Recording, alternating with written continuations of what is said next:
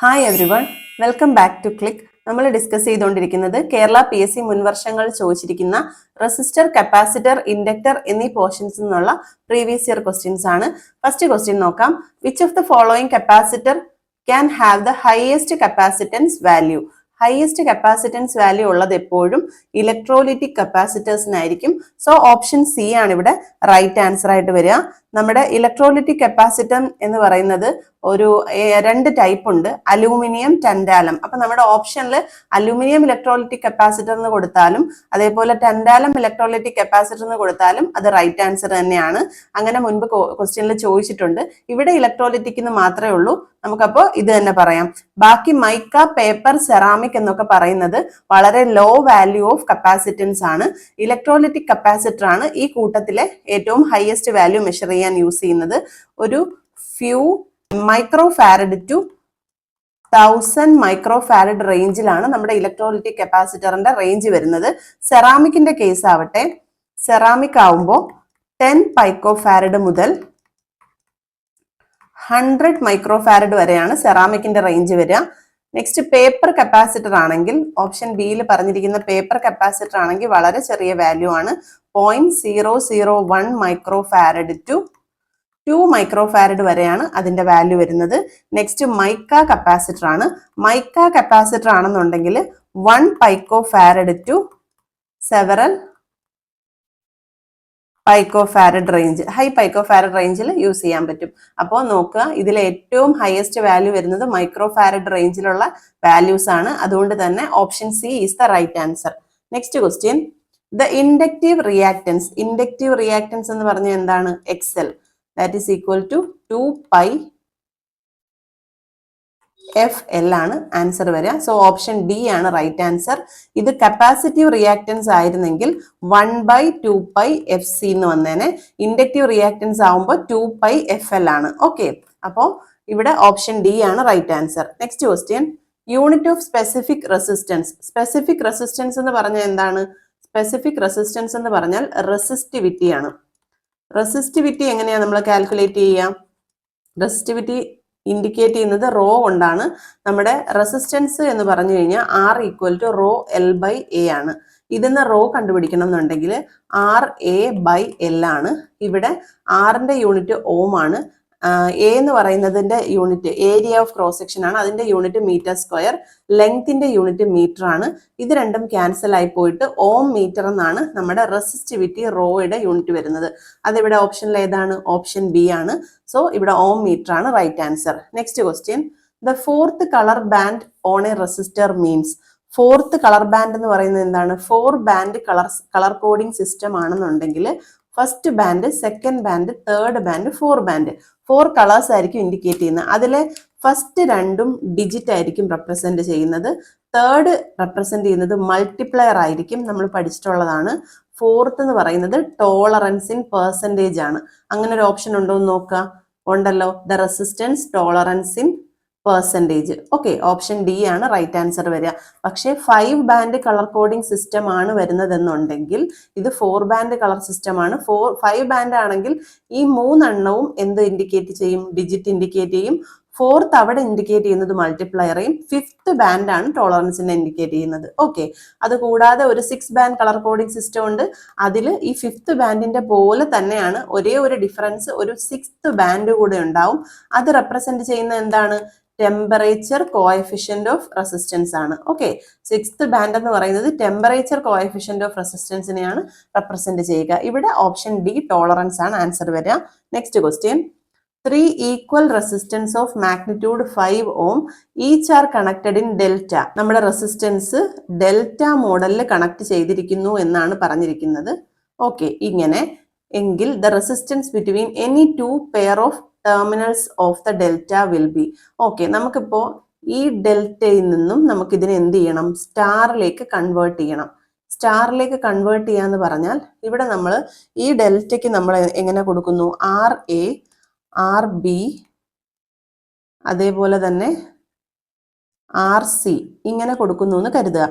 അതേപോലെ ഈ വാല്യൂസിന് R1, R2, R3 എന്ന് കൊടുക്കുന്നു. അപ്പോൾ ഡെൽറ്റ ടു സ്റ്റാർ എന്ന് പറഞ്ഞു കഴിഞ്ഞാൽ എന്താണ്? ഡെൽറ്റ ടു സ്റ്റാർ അതാണല്ലോ പറഞ്ഞിരിക്കുന്നത്. ഇവിടെ ഡെൽറ്റ തന്നിട്ടുണ്ട്, സ്റ്റാർ ആണ്. അങ്ങനെയാണ് കണ്ടുപിടിക്കുന്നുണ്ടെങ്കിൽ R1 സ്റ്റാറിൽ വരുന്ന R1 കണ്ടുപിടിക്കണമെങ്കിൽ RA by RA plus RB plus RC ചെയ്യുക. അതേപോലെ R2 കണ്ടുപിടിക്കണമെങ്കിൽ R2ന് അപ്പുറത്തും ഇപ്പുറത്തും ഉള്ള റെസിസ്റ്റേഴ്സ് ഏതാണോ അത്. ഇവിടെ R1ന്റെ കേസിൽ ഒരു മിസ്റ്റേക്ക് വന്നു, RC ആണ്, RA RC. ഇതിന് രണ്ടിനെയും ഓപ്പോസിറ്റ് വരുന്നത്. ഇപ്പൊ R2 ആണെങ്കിൽ RB divided by RA plus RB plus RC ആണ്.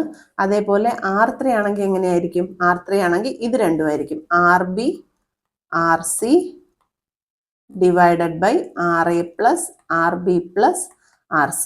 ഓക്കെ, അതേപോലെ തന്നെ നമ്മൾ ഇത് പഠിച്ചു വെച്ചേക്കുക. സ്റ്റാർ ടു ഡെൽറ്റ ആണ് ചോദിക്കുന്നതെന്നുണ്ടെങ്കിൽ ഈ സ്റ്റാർ തന്നിട്ടുണ്ടാവും, ഈ ഡെൽറ്റ വാല്യൂസ് ആണ് കണ്ടുപിടിക്കേണ്ടത്. അതെങ്ങനെയായിരിക്കും?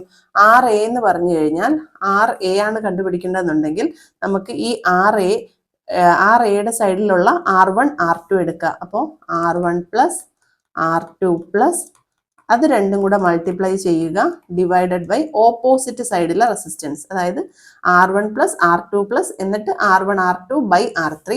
അതേപോലെ RB ആണെങ്കിലോ എങ്ങനെയായിരിക്കും? RB ആണെങ്കിൽ R1 R2 പ്ലസ് R3 എങ്ങനെയായിരിക്കും? R2 plus R3 plus R2 R3 divided by R1 ആയിരിക്കും. ഓക്കെ, അതേപോലെ RC ആണ് കണ്ടുപിടിക്കേണ്ടതെങ്കിൽ R1 plus R3 plus R1 R3 divide by opposite സൈഡിലത്. അപ്പൊ ഇത് ബൈ ഹാർട്ട് ചെയ്ത് വെച്ചോളാം, പല ക്വസ്റ്റ്യൻസിലും റിപ്പീറ്റഡ് ആയിട്ട് ചോദിക്കുന്നതാണ്. ഇത് ഇവിടെ പറഞ്ഞിരിക്കുന്നത് എന്താണ്? 3 ഈക്വൽ റെസിസ്റ്റൻസ് എന്നാണ് പറഞ്ഞിരിക്കുന്നത്. ഈക്വൽ റെസിസ്റ്റൻസ് ആണെങ്കിൽ നമുക്ക് ഈ R1 ഒന്ന് കണ്ടുപിടിച്ച് നോക്കാം. ഈക്വൽ ആണെന്ന് പറയുന്നു, R into R divided by R plus R എന്ന് പറയുമ്പോൾ 3R വരും. ഈ R ക്യാൻസൽ ചെയ്തതിന് ശേഷം R/3 എന്നായിരിക്കും ഓരോ റെസിസ്റ്റൻസും വരിക. ഇവിടെ നമുക്ക് എന്ത് പറഞ്ഞിട്ടുണ്ട്? ദ റെസിസ്റ്റൻസ് ബിറ്റ്വീൻ 2 പെയർ എന്ന് പറഞ്ഞിട്ടുണ്ട്, 2 പെയേഴ്സിന്റെ ഇടയിലുള്ളതെന്ന് പറഞ്ഞു. അപ്പൊ ഒരു പെയറിനെ നമുക്ക് എങ്ങനെയാ കണ്ടുപിടിക്കാം? ഈ 5 ohm ഡിവൈഡഡ് ബൈ 3 എന്ന് പറയുമ്പോൾ നമുക്ക് 1 കിട്ടും. അതേപോലെ ഒരു പെയർ കൺസിഡർ ചെയ്യുമ്പോൾ 5/3 ചെയ്യുക, അത് രണ്ടും കൂടെ ആഡ് ചെയ്യുമ്പോൾ എന്ത് കിട്ടും? 10/3 എന്ന് വരും. സോ ഇവിടെ ഓപ്ഷൻ സി ആണ് റൈറ്റ് ആൻസർ വരിക. ഇതിൽ മെയിൻ ആയിട്ട് പഠിച്ചിരിക്കേണ്ടത് ഈ ഇക്വേഷൻസ് ആണ്, ഡെൽറ്റ ടു സ്റ്റാർ കൺവേർഷനും ഡെൽറ്റ ടു സ്റ്റാറും സ്റ്റാർ ടു ഡെൽറ്റയും. അതുപോലെ ഡെൽറ്റ ടു സ്റ്റാറിൽ ഈക്വൽ റെസിസ്റ്റൻസ് ആണെങ്കിൽ ഈച്ച് റെസിസ്റ്റേഴ്സിന്റെ വാല്യൂ R/3 ആയിരിക്കും. അതേപോലെ സ്റ്റാർ ടു ഡെൽറ്റയിൽ എങ്ങനെയായിരിക്കും? ഈക്വൽ ആണെങ്കിൽ R+R+R² വരും. ഈക്വൽ ആയതുകൊണ്ട് തന്നെ ഇത് രണ്ടും കൂടെ ക്യാൻസൽ ആയിട്ട് 3R എന്ന് വരും. ഓക്കെ, അപ്പോൾ മെയിൻ ആയിട്ടും പഠിച്ചിരിക്കേണ്ടത് ഈ ഇക്വേഷൻസും പഠിച്ചിരിക്കുക, സ്റ്റാർ ടു ഡെൽറ്റയും ഡെൽറ്റ ടു സ്റ്റാറും പഠിച്ചിരിക്കുക. സ്റ്റാർ ടു ഡെൽറ്റയിൽ ഈക്വൽ റെസിസ്റ്റൻസ് ആണെങ്കിൽ 3R ആയിരിക്കും ഓരോ റെസിസ്റ്ററിന്റെയും വാല്യൂ.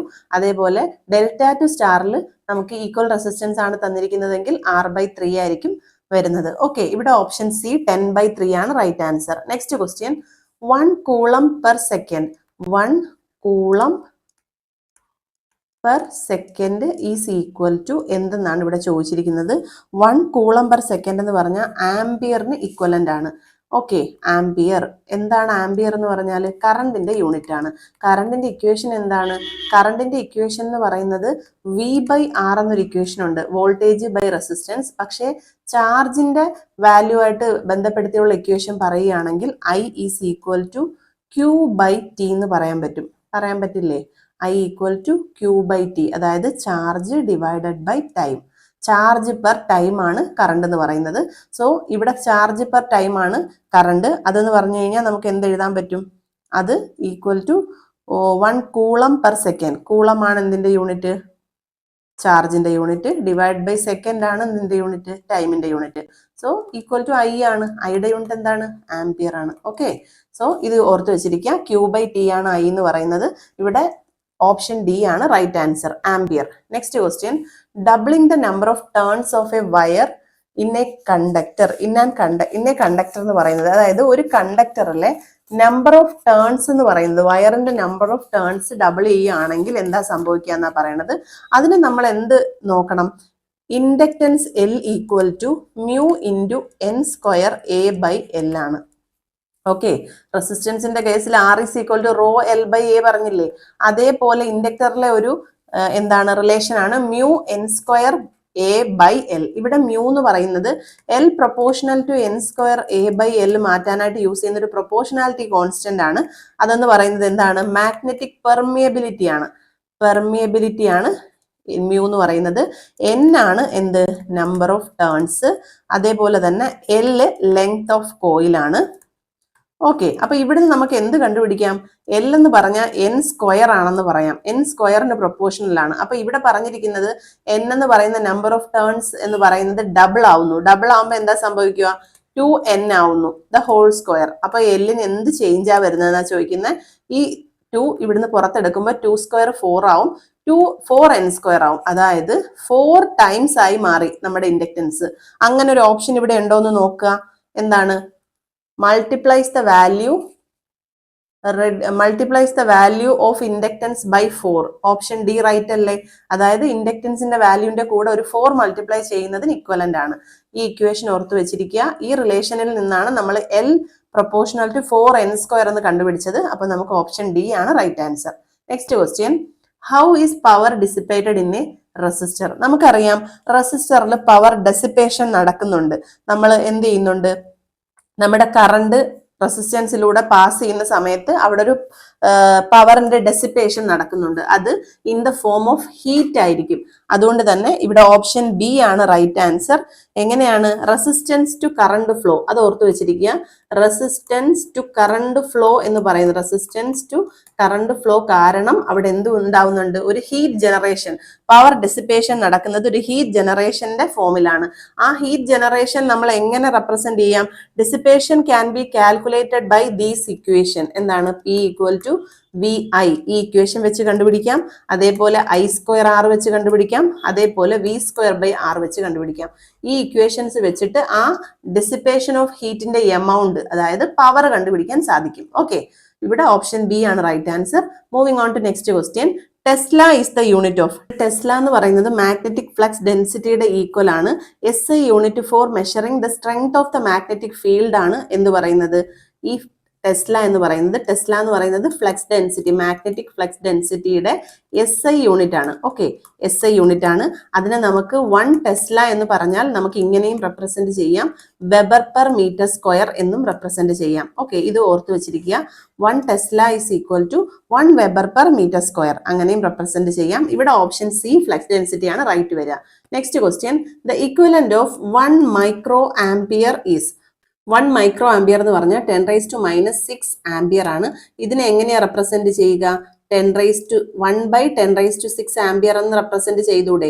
അതുകൊണ്ട് തന്നെ നമുക്ക് 1 millionth ഓഫ് ആൻ ആംപിയർ എന്ന് റെപ്രസെന്റ് ചെയ്യാൻ പറ്റും. Okay, 1 millionth of an ampere ആണ് നമ്മുടെ 1 മൈക്രോ ആംപിയർ എന്ന് പറയുന്നത്. സോ ഓപ്ഷൻ സി ആണ് ഇവിടെ റൈറ്റ് ആൻസർ വരിക. Next question, at resonance, the term bandwidth includes all frequencies that allow what percentage of maximum current flow? ഇവിടെ നമ്മൾ അതിന്റെ ഗ്രാഫ് എടുക്കുകയാണെന്നുണ്ടെങ്കിൽ നമ്മൾ ഒമേഗയും കറണ്ടും കൂടെ പ്ലോട്ട് ചെയ്യുകയാണെന്നുണ്ടെങ്കിൽ ഒരു ഗ്രാഫിൽ എങ്ങനെയാ വരിക? ഇങ്ങനെയാണ് വന്നിരിക്കുന്നതെന്ന് വിചാരിക്കുക. ഇതാണ് പോയിന്റ് അറ്റ് റെസണൻസിലെ ഐ എന്ന് പറയുന്നത്. ഓക്കെ, അവിടെ നിന്ന് നമുക്കറിയാം നമ്മൾ ഗ്രാഫൊക്കെ പ്ലോട്ട് ചെയ്യുമ്പോൾ -3 dB, അതായത് 3 dB പോയിന്റ് ആണ് എടുക്കുക. ഈ 3 dB പോയിന്റ് എന്ന് പറഞ്ഞാൽ എന്താണ്? 70.7% ആണ്. അതായത് 0.707 ഐക്ക് ഇക്വലന്റ് ആയിട്ടുള്ള ഒരു പോയിന്റ് ആണ് ഇത്. ഓക്കെ, അത് ഓർത്ത് വെച്ചിരിക്കുക. ഇതാണ് മാക്സിമം വാല്യൂ. ആ ക്വസ്റ്റ്യൻ ആണ് ഇവിടെ ചോദിച്ചിരിക്കുന്നത്. ഈ ബാൻഡ് വിഡ്ത്ത് നമ്മൾ എടുക്കുന്നത്, എന്നിട്ട് ഇതിന് അക്രോസ് ഉള്ള ഫ്രീക്വൻസി റേഞ്ച് എടുക്കും. ഇത് F1 എന്നും ഇത് F2 എന്നും എടുക്കും. ബാൻഡ് വിഡ്ത്ത് എന്ന് പറയുമ്പോൾ F2 - F1 എന്ന് എടുക്കും. അങ്ങനെയാണ് നമ്മൾ കാൽക്കുലേഷൻ നടത്തുക. അപ്പോൾ ഈ പോയിന്റ് ഏത് പോയിന്റിലാണ് നമ്മൾ എന്ത് ചെയ്യുന്നത്? ബാൻഡ് വിഡ്ത്ത് എടുക്കുന്നതെന്നാണ് ചോദിച്ചിരിക്കുന്നത്. ഓപ്ഷൻ സി ആണ് ഇവിടെ റൈറ്റ് ആൻസർ വരിക. അതായത് ബാൻഡ് വിഡ്ത്ത് എന്ന് പറഞ്ഞാൽ നമുക്കറിയാം എന്താണ്? Range of frequency where the circuit response in relatively stable state. അതിന്റെ സ്റ്റേബിൾ സ്റ്റേറ്റിൽ ഉണ്ടാവുന്ന ആ ഒരു റേഞ്ച് ഓഫ് ഫ്രീക്വൻസിയാണ് നമ്മൾ ബാൻഡ് വിഡ്ത്ത് എന്ന് പറയുന്നത്. അതേപോലെ ഈ റെസൊണൻസ് പോയിന്റ് എന്ന് പറഞ്ഞാൽ എന്താണ്? ഇൻഡക്റ്റീവ് റിയാക്ടൻസ് XL-ഉം കപ്പാസിറ്റീവ് റിയാക്ടൻസ് XC-യും ഈക്വൽ ആവുന്ന ആ ഒരു പോയിന്റ് ആണ് നമ്മുടെ റെസൊണൻസ് പോയിന്റ് എന്ന് പറയുന്നത്. ഇവിടെ മിനിമം ആയിരിക്കും എന്ത്? ഇംപിഡൻസ്. മിനിമം ആയിരിക്കും ഇംപിഡൻസ്. അതേപോലെ മിനിമം ഇംപിഡൻസ് ആവുമ്പോൾ ഓട്ടോമാറ്റിക്കലി എന്താവും? മാക്സിമം കറണ്ട് ആവും. ഓക്കെ, അത് ഓർത്ത് വെച്ചിരിക്കുക. Minimum impedance, maximum current point എന്ന് പറയുന്നത് റെസൊണൻസ് പോയിന്റ് ആണ്. അവിടെ നിന്നും 70.7% ഓഫ് പോയിന്റ് എടുക്കുമ്പോഴാണ് നമുക്ക് എന്ത് കിട്ടുക, ബാൻഡ് വിഡ്ത്ത് കാൽക്കുലേഷൻ നടക്കുക. സോ ഓപ്ഷൻ സി ആണ് ഇവിടെ right answer. Next question, which of the following is a passive component? നമുക്കറിയാം പാസീവ് കമ്പോണന്റിന് എക്സാമ്പിൾ എന്താണ്, കപ്പാസിറ്റർ ആണ്. ഓക്കെ, കപ്പാസിറ്റർ ആണ്. ബാക്കിയൊക്കെ ആക്റ്റീവ് കമ്പോണൻസ് ആണ്, അതുകൊണ്ട് നമുക്ക് ഒഴിവാക്കാം. Option B is the right answer. Next question, the resonant frequency of a parallel tuned circuit. Parallel tuned circuit എന്ന് പറഞ്ഞാൽ എന്താണ്, അത് ടാങ്ക് സർക്യൂട്ട് ആണ്. അതായത് ഒരു ഇൻഡക്ടറും ഒരു കപ്പാസിറ്ററും പാരലായിട്ട് കണക്ട് ചെയ്യുന്നതിനെയാണ് നമ്മൾ ടാങ്ക് സർക്യൂട്ട് എന്ന് പറയുന്നത്. അതാണ് പാരലൽ ട്യൂൺഡ് സർക്യൂട്ട്. അതിന്റെ റെസൊണന്റ് ഫ്രീക്വൻസി എഫ് ആറിന്റെ ഇക്വേഷൻ എന്തായിരിക്കും, 1/2π√LC ആണ്. L ഇൻഡക്റ്റൻസും സി കപ്പാസിറ്റൻസും. സോ ഇവിടെ ഓപ്ഷൻ ഡി ആണ് റൈറ്റ് ആൻസർ വരിക. റെസൊണന്റ് ഫ്രീക്വൻസി എന്ന് പറയുന്നത് നമ്മൾ ഈ ഒരു ഫോർമുല വെച്ചിട്ടാണ് കാൽക്കുലേറ്റ് ചെയ്യുക. So option D is the right answer. Okay, next question, colour coding of 4.7 ohm resistance. നമ്മൾ ഉറപ്പായിട്ട് പഠിച്ചു വെക്കേണ്ട കാര്യം നമ്മുടെ കളർ കോഡിംഗ് ടേബിൾ പഠിച്ചു വെക്കുക. എങ്കിൽ മാത്രമേ നമുക്ക് ഓരോ നമ്പറിനും ഏത് കളറാണ് റെപ്രസെന്റ് ചെയ്യുന്നത് എന്ന് മനസ്സിലാക്കാൻ പറ്റുള്ളൂ. ഓക്കെ, അപ്പോൾ 4.7 ഓമിൽ 4 എന്ന് പറയുന്ന നമ്പർ ഏത് കളറാണ് റെപ്രസെന്റ് ചെയ്യുന്നത്, യെല്ലോയാണ് റെപ്രസെന്റ് ചെയ്യുക. 7 എന്ന് പറയുന്നതോ വയലറ്റിനെയാണ് റെപ്രസെന്റ് ചെയ്യുക. അതേപോലെ അപ്പൊ 0.7 ആണ്. അപ്പൊ നമുക്കറിയാം ഒരു പോയിന്റ് ബാക്കിലേക്കാണ്. അപ്പൊ 10⁻⁻1 ആയിരിക്കും. ഓക്കെ, 10⁻⁻1 റെപ്രസെന്റ് ചെയ്യുന്ന കളർ ഏതാണ്, ഗോൾഡ് ആണ്. നമ്മൾ പഠിച്ചു ഗോൾഡിന്റെ മൾട്ടിപ്ലയർ 10⁻⁻1 ആണ്, സിൽവറിന്റെ മൾട്ടിപ്ലയർ 10⁻⁻2 ആണ്. സോ ഇവിടെ നമുക്ക് ഗോൾഡ് എഴുതാൻ പറ്റും, yellow violet gold. So option B ആണ് right answer, yellow violet gold. Okay, next question വരുന്നത് 1000 picofarad. 1000 picofarad is equal to, picofarad എന്ന് പറഞ്ഞാൽ എന്താണ്, 1000 × 10⁻12 എന്നാണ് റെപ്രസെന്റ് ചെയ്യുക. ഓക്കെ, ഈ 12 എന്ന് പറയുന്നതിന് നമുക്ക് ഒരു 10⁻9 ആക്കിയാൽ എന്താവും, നാനോ ആവും. ഓക്കെ, നാനോ ആവണമെങ്കിൽ ഒരു 3 പോയിന്റ് എന്ത് ചെയ്യണം, ബാക്കിലേക്ക് പോകണം. അതായത് ഇവിടെ ഒരു ഡോട്ട് കൊടുക്കുക. അതായത് 1000 കൊണ്ട് ഡിവൈഡ് ചെയ്യുകയാണല്ലോ, ഇത് മാറി എങ്ങനെയാവും, 10⁻9 ആവും. ഇതെന്താണ്, 1 നാനോ ഫാരഡ് ആണ്. ഓക്കെ, ഇത് ഓപ്ഷനിൽ ഉണ്ടോ എന്ന് നോക്കുക. ഉണ്ട്, 1 നാനോ ഫാരഡ് റൈറ്റ് ആണ്. പിന്നെ നമ്മൾ എന്ത് ചെയ്യുക, നമ്മൾ ഇത് കറക്റ്റ് ആണെന്ന് കരുതി പെട്ടെന്ന് കയറി ഓപ്ഷൻ കറക്റ്റ് ചെയ്യാണ്ട് ബാക്കി ഓപ്ഷൻസ് കൂടെ ചെക്ക് ചെയ്യുക. അപ്പോൾ ഇത് 1000 × 10⁻12 ആണ്. അതിന് നമുക്ക് 1 × 10⁻9 എന്ന് എഴുതാൻ പറ്റും. അതുകൊണ്ട് തന്നെ എന്താണ്, ഓപ്ഷൻ ഡി ആണ് ഇവിടെ റൈറ്റ് ആൻസർ വരിക. 1 നാനോ ഫാരഡ് ആണ് വരിക. 0.1 നാനോ ഫാരഡ് ആണോ, അല്ല. 0.01 നാനോ ഫാരഡ് ആണോ, അല്ല. 0.0001 മൈക്രോ ഫാരഡ് ആണോ, അല്ല. നമുക്ക് മൈക്രോ ഫാരഡ് ആക്കണമെങ്കിൽ എങ്ങനെയാണ് വരേണ്ടത്, മൈക്രോ ഫാരഡ് ആണ് ആക്കേണ്ടതെങ്കിൽ ഇതിപ്പോ 1 × 10⁻9 എന്ന് വന്നെടുത്ത് നമ്മൾ 0.001 × 10⁻6 ആണ്. അതായത് 0.001 മൈക്രോ ഫാരഡ് ആണ്. അതാണ് ഓപ്ഷനിൽ കൊടുത്തിരിക്കുന്നത്, അല്ല. സോ ഓപ്ഷൻ ഡി തന്നെയാണ് right answer, 1 micro farad. Next question, 223 on capacitor. ഇത് നമുക്കറിയാം, ഒരു സെറാമിക് കപ്പാസിറ്ററിന്റെ വാല്യൂ ആണ് ഇവിടെ റെപ്രസെന്റ് ചെയ്തിരിക്കുന്നത്. 223 എന്നൊരു കപ്പാസിറ്ററിന്റെ മുകളിൽ റെപ്രസെന്റ് ചെയ്തിട്ടുണ്ടെങ്കിൽ നമ്മൾ മനസ്സിലാക്കേണ്ട ഒരു കാര്യം, 2 കഴിഞ്ഞ് 2 എഴുതുക, ലാസ്റ്റ് നമ്പറിനെ നമ്മൾ എന്ത് ചെയ്യുക, ഡിജിറ്റ്സ് ആയിട്ട് എഴുതുക, 000. എന്നിട്ട് സെറാമിക് കപ്പാസിറ്ററിന്റെ യൂണിറ്റ് എഴുതുമ്പോൾ പൈക്കോ ഫാരഡ് റേഞ്ചിലാണ് എഴുതുക. പൈക്കോ ഫാരഡ് എന്ന് പറഞ്ഞാൽ എന്താണ്, 10⁻12. ദെൻ 22,000 × 10⁻12 ഫാരഡ് ആണ് ഇതിന്റെ കറക്റ്റ് വരിക. Okay, പൈക്കോ farad. ഇതിനെ എങ്ങനെ റെപ്രസെന്റ് ചെയ്യാം, എന്താണ് ഇതിൽ എന്താ പറഞ്ഞിരിക്കുന്നത്, 22,000 പൈക്കോ ഫാരഡ് എന്നാണ് റെപ്രസെന്റ് ചെയ്യാൻ പറ്റുക. 223 അത് ഓപ്ഷനിൽ ഉണ്ടോ, ഉണ്ട്. അപ്പൊ ഈ ഓപ്ഷൻ കണ്ട ഉടനെ നമ്മൾ ഇതാണ് കറക്റ്റ് എന്ന് പറഞ്ഞ് എഴുതരുത്. നമ്മൾ മറ്റ് ഓപ്ഷൻസ് കൂടെ, കാരണം ഓപ്ഷൻ ഡിയിൽ പറയുന്ന all of the above correct ആവുമോ എന്നൊന്ന് ചെക്ക് ചെയ്യണം. അപ്പൊ എന്ത് ചെയ്യുക, 22,000 പൈക്കോ ഫാരഡ് എന്ന് കൊടുത്തിരിക്കുന്നു, അത് കറക്റ്റ് ആണ്, ഇത് ശരിയാണ്. പിന്നെ ബാക്കിയുള്ളത് കൂടെ ചെക്ക് ചെയ്യുക. നാനോ ഫാരഡിലാക്കാൻ പറഞ്ഞിട്ടുണ്ട്, അതേപോലെ മൈക്രോ ഫാരഡിലും ആക്കാൻ പറഞ്ഞിട്ടുണ്ട്. ഓക്കെ, അപ്പൊ ഇതിനെ നാനോ ഫാരഡ് ആക്കണമെങ്കിൽ എന്താണ്, നാനോ എന്ന് പറഞ്ഞാൽ എന്താണ്, 10⁻⁻9 ആണ്. അപ്പൊ ഈ 10⁻12നെ 10⁻⁻9 ആക്കി നോക്കാം നമുക്ക്. 10⁻⁻9 ആവുമ്പോ എന്താവും, ഓട്ടോമാറ്റിക്കലി 3 പോയിന്റ് ബാക്കിലേക്ക് പോകേണ്ടി വരും. അപ്പോ 22 നാനോ ഫാരഡ്. അത് ഓപ്ഷനിലുണ്ടോ, ഉണ്ട്. 22 നാനോ ഫാരഡും കറക്റ്റ് ആണല്ലോ. ഇനി നമുക്ക് ഇതൊന്ന് ചെക്ക് ചെയ്ത് നോക്കാം. ഈ 22നെ നമ്മൾ എന്ത് ചെയ്യുക, 10⁻⁻9നെ നമുക്ക് എന്ത് മാറ്റണം, 10⁻6 ആക്കുമ്പോഴാണ് മൈക്രോ ഫാരഡ് വരിക. അങ്ങനെ ആക്കണമെങ്കിൽ എന്ത് ചെയ്യണം? ഇത് 10⁻6 ആവുകയാണെങ്കിൽ ഒരു 3 പോയിന്റ് ബാക്കിലേക്ക് പോകണം. 3 പോയിന്റ് എന്ന് പറയുമ്പം 2 2 ഒരു 0 കൊടുക്കാം. ഇതാണ് 3 പോയിന്റ്. സോ 0.022 മൈക്രോ ഫാരഡ് എന്ന് കൊടുക്കാൻ പറ്റും. ഓക്കെ, അപ്പം ഇതും കറക്റ്റ് അല്ലേ? ഓപ്ഷൻ ബിയിൽ പറഞ്ഞിരിക്കുന്നത് ഇതാണല്ലോ. സോ ഇവിടെ ഓപ്ഷൻ ഡി ആണ് right answer. All of the above. Question കണ്ട് നമ്മൾ ചെയ്യുമ്പോൾ ഫസ്റ്റ് തന്നെ ഈ ഓപ്ഷൻ കയറി കൊടുക്കാണ്ട് ബാക്കിയുള്ളത് കൂടെ ചെക്ക് ചെയ്യുക. ഓൾ ഓഫ് ദ എബോവ് എന്ന് എവിടെ ഒരു ഓപ്ഷനിൽ കണ്ടാലും ബാക്കി 3 ഓപ്ഷൻസും ചെക്ക് ചെയ്ത് നോക്കണം. എന്നിട്ട് അത് കറക്റ്റ് ആണോ എന്ന് ചെക്ക് ചെയ്തിട്ട് വേണം നമ്മൾ എന്ത് ചെയ്യാൻ? ആൻസർ മാർക്ക് ചെയ്യാൻ വേണ്ടിയിട്ട്. ഇവിടെ all of the above option D ആണ് റൈറ്റ് ആൻസർ വരിക. Next question, active components in an IC. Active components ഏതൊക്കെയാണ്? റെസിസ്റ്റർ ആക്റ്റീവ് ആണോ? അല്ല. ഇൻഡക്ടർ ആക്റ്റീവ് ആണോ? അല്ല. കപ്പാസിറ്റർ ആക്റ്റീവ് അല്ല. ഇത് മൂന്നും പാസീവ് കമ്പോണൻസ് ആണ്. സോ എന്താവും answer? Option C, transistors and diodes ആണ് ഇവിടെ റൈറ്റ് ആൻസർ ആയിട്ട് വരിക. ആക്റ്റീവ് കമ്പോണൻസിന് എക്സാമ്പിൾ ആയിട്ട് ഇവിടെ കൊടുത്തിട്ടുള്ളത് ട്രാൻസിസ്റ്റേഴ്സും ഡയോഡ്സും ആണ്. ഓക്കെ, അപ്പൊ നമുക്ക് ഇന്നത്തെ വീഡിയോ ഇവിടെ വൈൻഡപ്പ് ചെയ്യാം. ഇന്ന് ചെയ്ത ക്വസ്റ്റ്യൻസിൽ എന്തെങ്കിലും ഡൗട്ട്സ് ഉണ്ടെങ്കിൽ കമന്റ് സെക്ഷനിൽ അറിയിക്കുക. വീഡിയോ ഇഷ്ടപ്പെട്ടിട്ടുണ്ടെങ്കിൽ ലൈക്ക് ചെയ്യുക, ഷെയർ ചെയ്യുക. നമ്മുടെ ചാനൽ ഇതുവരെയും സബ്സ്ക്രൈബ് ചെയ്യാതെ കാണുന്ന കുട്ടികളുണ്ടെങ്കിൽ please do subscribe our channel. Signing off your study partner. Click focus on what really matters.